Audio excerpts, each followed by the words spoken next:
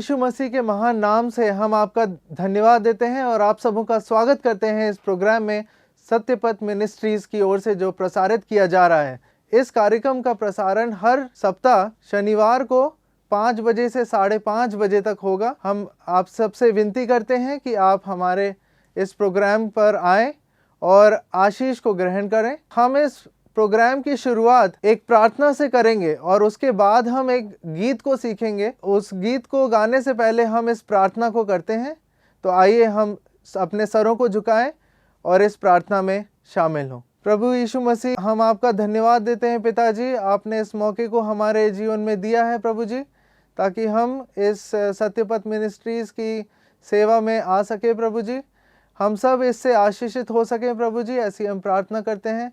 कोई भी व्यक्ति बिना आशीष पाए ना जाए प्रभु जी, ऐसी हम प्रार्थना करते हैं। और हम अपने जीवनों को सुधार सकें और आपकी ओर उसको फेर सकें प्रभु जी, ऐसी हम प्रार्थना करते हैं प्रभु जी। हमारी सहायता करें प्रभु जी। और इस कार्यक्रम को आपके हाथों में सौंपते हैं, वक्तागणों को आपके हाथों में सौंपते हैं। और हम इस गाने को जो हम गाते हैं उससे भी आपकी महिमा हो सके, ऐसी हम प्रार्थना करते हैं। ये सब हम यीशु मसीह के नाम से मांगते हैं, आमीन।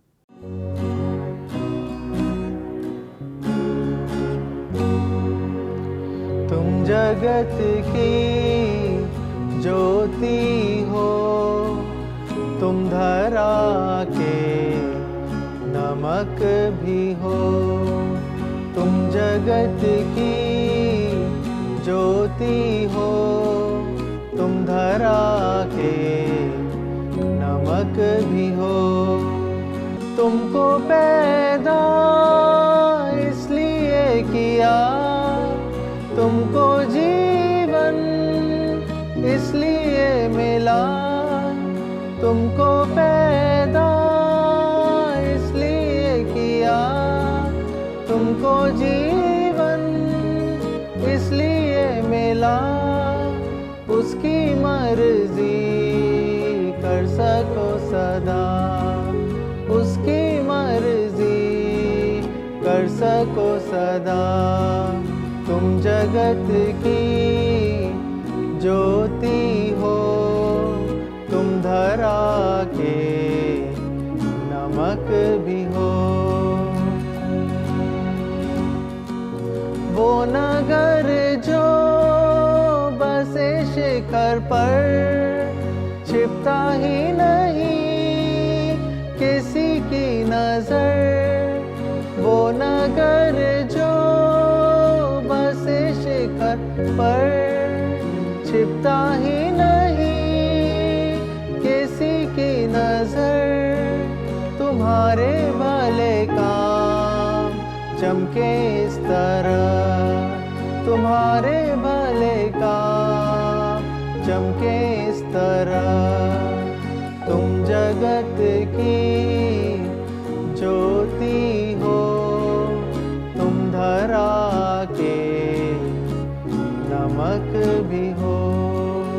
तुम जगत की ज्योति हो, तुम धरा के नमक भी हो।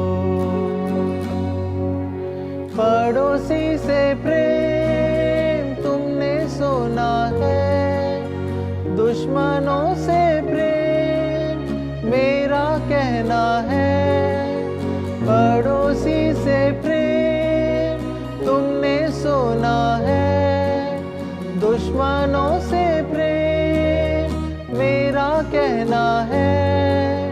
तभी तुम संतान परमेश्वर समान, तभी तुम संतान परमेश्वर समान। तुम जगत की ज्योति हो, तुम धरा के नमक भी हो। तुम जगत की ज्योति हो, तुम धरा के नमक भी हो। आंखें बदले आँख बुराई का सामना है, फेरो दूसरा गाल, सह लो सब अन्याय।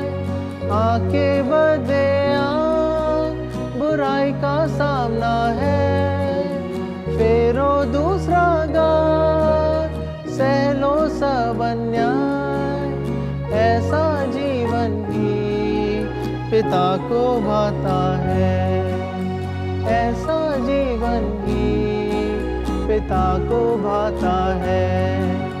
तुम जगत की ज्योति हो, तुम धरा के नमक भी हो, तुम जगत की ज्योति हो, तुम धरा के नमक भी हो। इस एपिसोड में हमने प्रभु में कैसे आनंदित रहना है, प्रभु के साथ हमको आनंदित रहना है, प्रभु को साथ लेके आनंदित रहना है।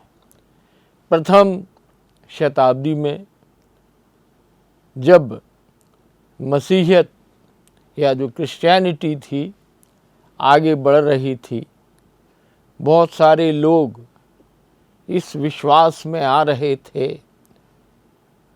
प्रभु यीशु मसीह ने अपना बलिदान सबों के लिए दिया, क्रूस पर वह मारा गया और जिंदा हुआ, स्वर्गारोहण हुआ। उसके चेले या उसके अनुयायी प्रचार प्रसार में जुड़ गए, क्योंकि जब वो स्वर्ग की ओर जा रहा था उसके पहले उसने कहा था, तुम सारी दुनिया में जाओ और इस बात का प्रचार करो कि प्रभु यीशु मसीह हमारे लिए मरा और जीवित है और स्वर्ग में हम सबको ले जाएगा। और हम देखते हैं कि पौलुस जो प्रेरित था, जो पहले सुसमाचार के खिलाफ था, प्रभु यीशु मसीह का घोर विरोधी था, मसीहियत का विरोधी था, उसने मसीहियत को ग्रहण किया और परमेश्वर का, प्रभु यीशु मसीह का बहुत बड़ा प्रचारक बना। उसको भी इस प्रचार प्रसार करने में, मसीहियत के प्रसार के लिए कई जगह भ्रमण करना पड़ा और उसको कई प्रकार के कष्ट झेलने पड़े। अदालतों में, बंदी गृह में उसको डाला गया, उसको यातनाएं दी, उसके साथ दुर्व्यवहार किया गया, मगर उसने प्रभु में कैसे आनंदित रहना है उसके लिए फिलिपियों की पत्री में कुछ वचन उनको बताए थे कि प्रभु में कैसे हर परिस्थिति में, हर जगह आनंदित रहना है। तो हम देखेंगे आज फिलिपियों की पत्री 4 अध्याय उसके 4 से लेके 9 के पदों को हम मनन करेंगे। उसका शुरुआत ही ऐसी होती है, 4 पद में वो कहता है, प्रभु में सदा आनंदित रहो। सदा, हमेशा, चाहे कैसी भी परिस्थिति रहे, कैसी भी अपनी दशा रहे, प्रभु में हमको आनंदित रहना है और हमको अपने व्यवहार में कोमलता प्रकट करनी है। यानी हम जब दूसरों से व्यवहार करते हैं तो उनको ये नहीं लगना चाहिए कि ये तो मसीही है, ये तो क्रिश्चियन है, ये तो प्रभु यीशु मसीह पर विश्वास करता है मगर बहुत घमंडी है, एरोगेंट है, इसमें कोई कोमलता नहीं है। यहाँ पर वो सभी मसीहियों को जो फिलिप्पी में हैं, जो परमेश्वर की आराधना कर रहे हैं, उनसे कहता है तुम्हारी कोमलता सब मनुष्यों पर प्रकट हो, केवल अपने भाइयों के प्रति नहीं, अपने विश्वासी भाइयों के लिए नहीं, परंतु वो कहता है कि तुम्हारी कोमलता सब मनुष्यों में जो भी है उसमें तुम्हारी कोमलता प्रकट होनी चाहिए। ये जो वचन उसने लिखे थे उसका आज भी मसीहियत में पालन किया जाता है। आज भी जब कहीं सताव होता है तो जो हमारे अगुए हैं वो हमेशा कहते हैं कि हमको बदला नहीं लेना चाहिए, सताव को सहन करना चाहिए, हमको कोमल रहना चाहिए, हमको प्रेम से उनके हृदयों को जीतना चाहिए। और 6वें पद में हम आते हैं जिसमें वो कहता है कि किसी भी बात की चिंता मत करो, चिंता सब प्रभु पर छोड़ दो। कहता है प्रभु में किसी भी बात की चिंता हमको नहीं करना है, परंतु हर एक बात में जो भी बात हमारे सामने आती है, जो भी समस्या हमारे सामने आती है, उन समस्या में हमें हमेशा हर बात में तुम्हारे निवेदन, प्रार्थना और विनती के द्वारा धन्यवाद के साथ परमेश्वर के सम्मुख उपस्थित किए जाए।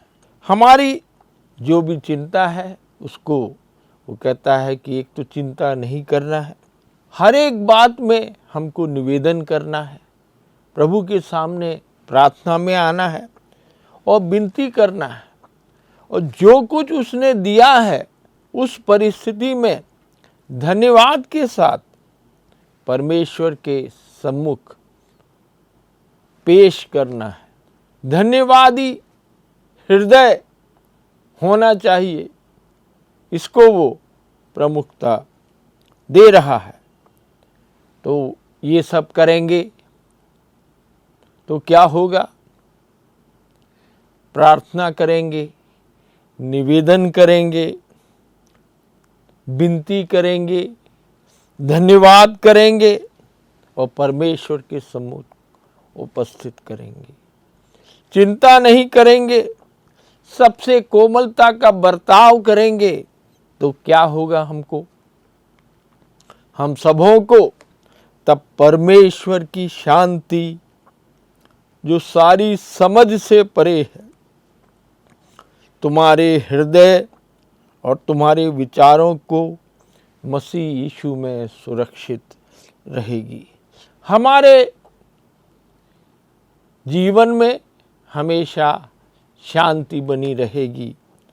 परमेश्वर की शांति जिसको सारी स्थिति और परिस्थिति का आभास है, कैसे किस परिस्थिति में किस दशा में उसको समझना है। परमेश्वर की शांति हमारी समझ से कहीं ऊपर है। परमेश्वर की शांति हमारे हृदय और हमारे विचारों में मसीह यीशु में सुरक्षित रखेगी।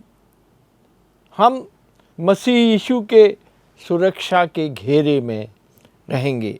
आगे 8वें पद में हम आते हैं तो पौलुस है जो प्रेरित है, वो अपने अनुभवों के अनुसार, अपने विचारों को प्रकट कर रहा है।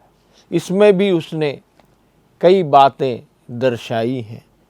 कहता है, इसलिए हे भाइयों, जो जो बातें सत्य हैं, सत्य को हमें कभी भी नकारना नहीं चाहिए, चाहे हमारा लाभ हो या हमको हानि उठाना हो।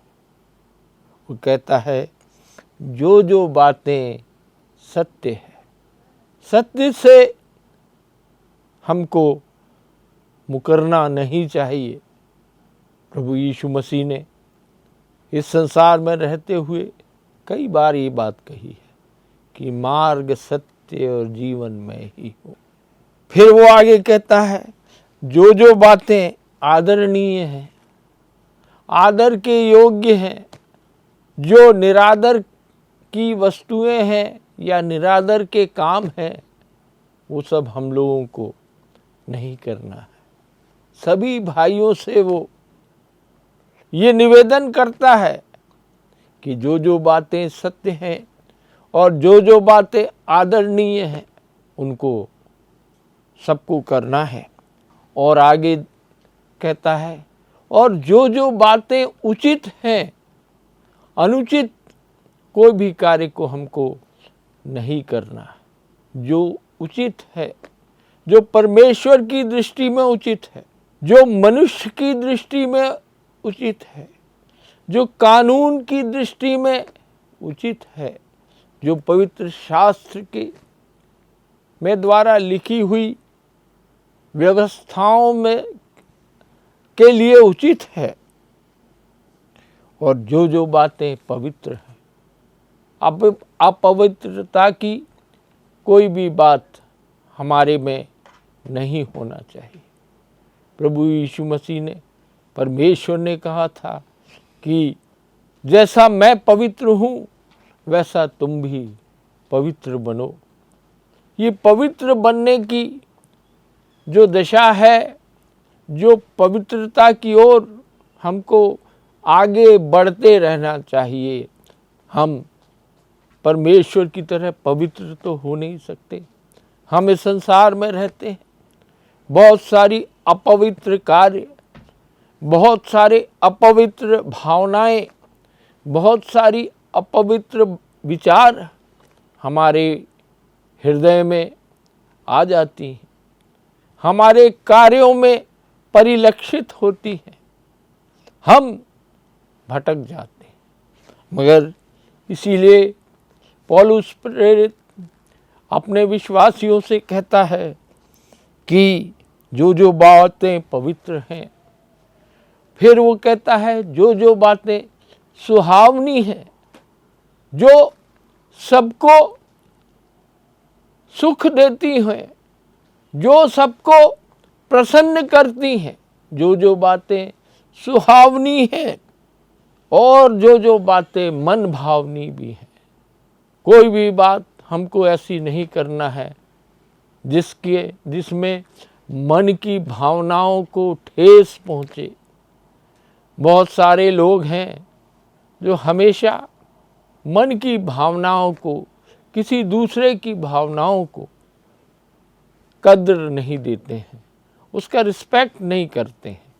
यहाँ पौलुस प्रेरित विश्वासियों से कहता है, मंडली के लोगों से कहता है, आराधनालय के लोगों से कह रहा है।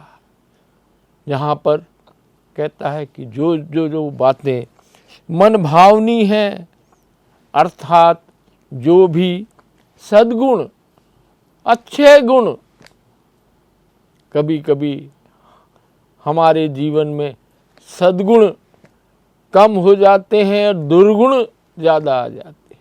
सद्गुण कम, दुर्गुण परिलक्षित होते हैं, दिखाई देने लगते हैं, और सब लोग हमारे सद्गुणों को भूल जाते हैं, दुर्गुणों पर ज़्यादा ध्यान देने लगते हैं।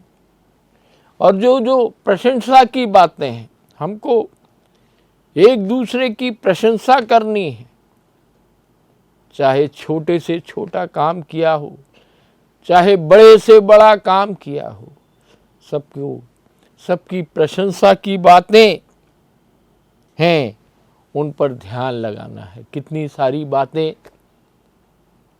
पौलुस प्रेरित अपने विश्वासी भाइयों को कह रहा। ये सब बातें आज भी हमको हमारा निर्देशन करती है, हमको निर्देश देती है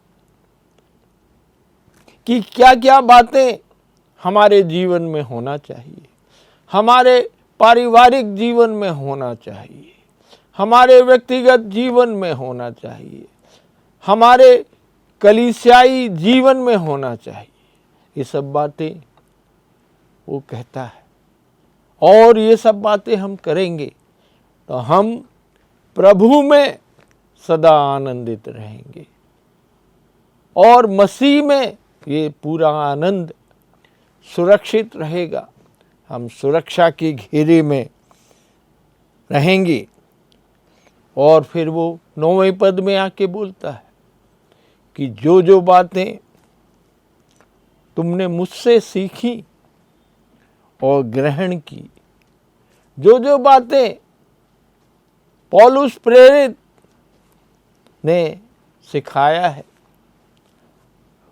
और विश्वासियों ने ग्रहण किया है और सुना है और देखा है, सारी इंद्रियों का प्रयोग हुआ है। वो कहता है जो जो बातें तुमने मुझसे सीखी और उसको ग्रहण किया और सुना और देखा, उन्हीं का पालन किया करो। पौलुस प्रेरित अपने मसीही जीवन शैली में, अपने उस युग में अनुकरणीय व्यक्ति था, तभी तो उसने नए नियम के अधिकांश किताबों को लिखा है। उन्हीं का पालन किया करो।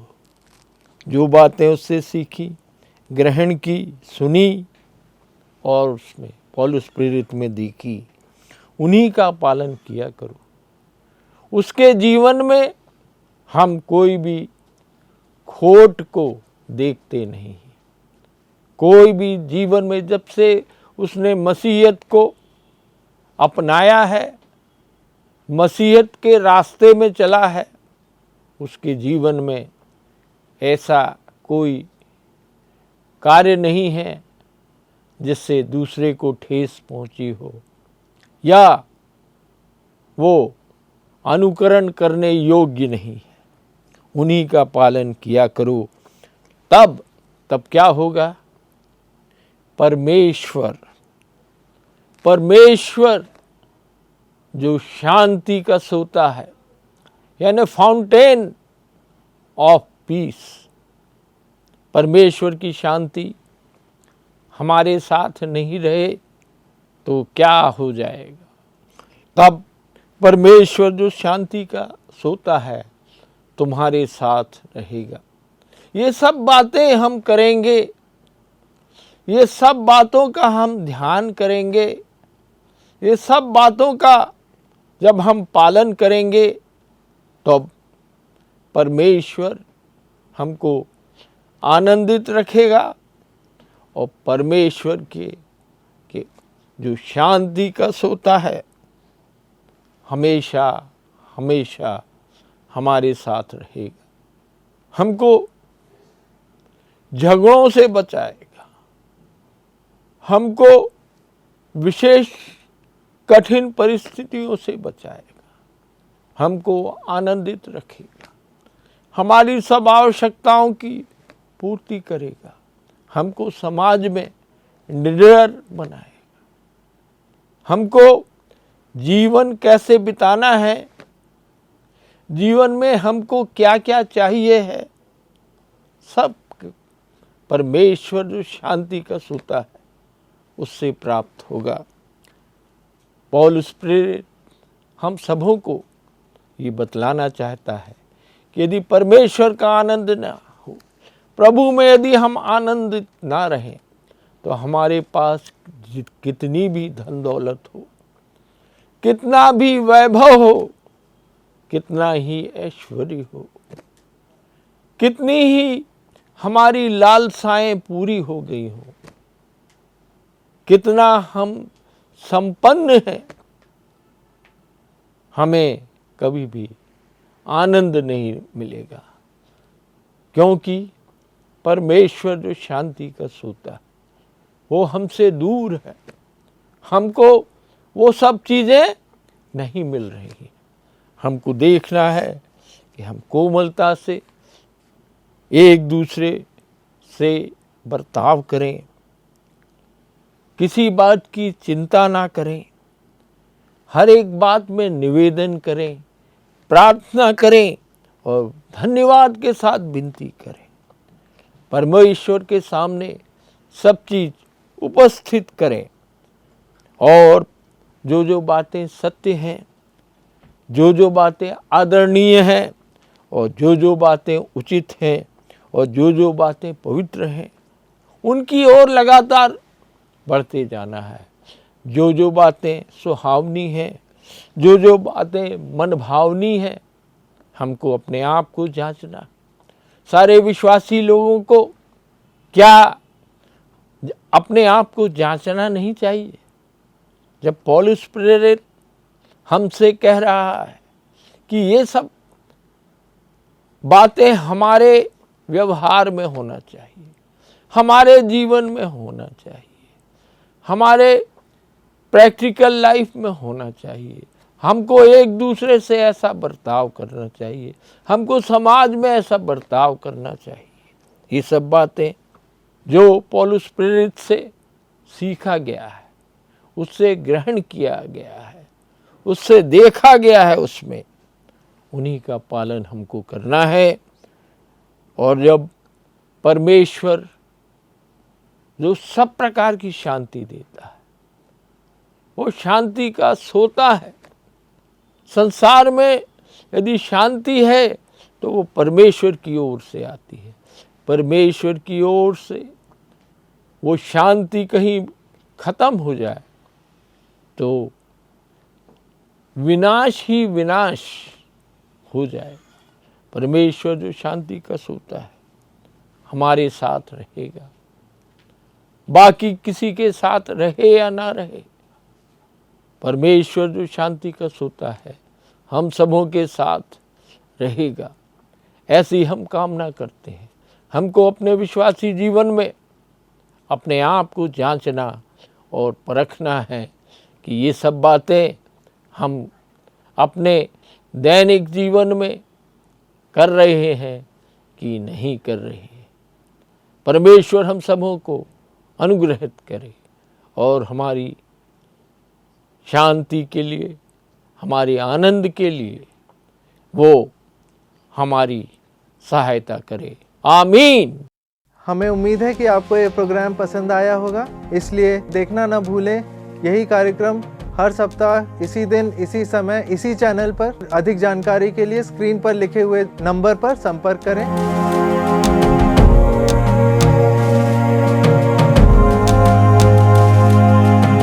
आइए हम प्रार्थना के साथ इस कार्यक्रम का समापन करेंगे। हे पिताजी, हम धन्यवाद देते हैं सुंदर समय के लिए जो आपने हमें दिया कि हम इस कार्यक्रम को देख पाए। प्रभु जी, हम प्रार्थना करते हैं जो भी व्यक्ति इस कार्यक्रम को देख रहा है वो कुछ नया गुण प्राप्त कर सके प्रभु जी, और आपके करीबी में आ सके प्रभु जी। ऐसे हम प्रार्थना करते हैं। सबकी ज़रूरतों को आपके हाथों में सौंपते हैं। हम इस धन्यवाद के साथ इस प्रार्थना को यीशु मसीह के नाम से मांगते हैं।